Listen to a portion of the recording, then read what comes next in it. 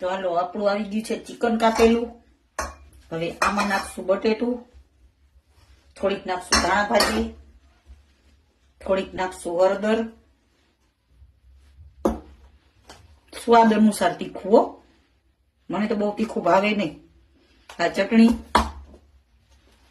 આ ગરમ મસાલો, આ ધાણા પાવડર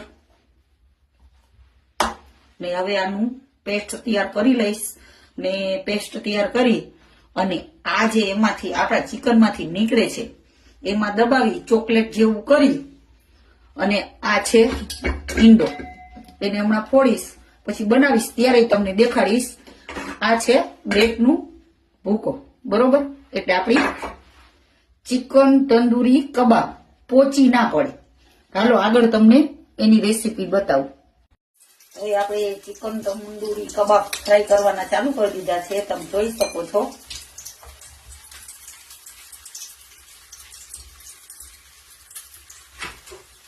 આ છે નારિયેળ, આ છે, આ શું છે તમે જોઈને વર્તી જાઓ. આ છે બ્રેડનું ખમણ. હવે જમવા બેસીશ ગપાગપ ખાઈશ ત્યારે કઈ. તો આપણી ચિકન તંદૂરી કબાબ બનીને તૈયાર છે ને હવે હું ગપાગપ ખાવા તૈયાર છું. આને ખાઈશ પણ એટલી ગરમ છે ને કે હું ખાઈ નહીં શકી, બરોબર? એટલે ઠરી જાય પછી ગપાગપ તમને ખવડાવી અને ટેસ્ટ કરીને પછી કહું છું કે કેવી બની છે. ઓકે, હાલો તમારે બનાવવી હોય તો મને કહેજો.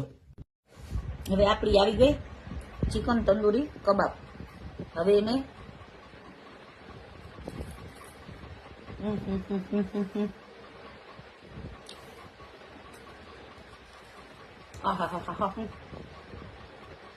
બહુ ગરમ છો, ખાવ તો મોઢું ભરી જાય. તો બની છો મસાલા, તમે ઘરે બનાવીને એકવાર ટ્રાય કરજો, બહુ મસ્ત બનશે.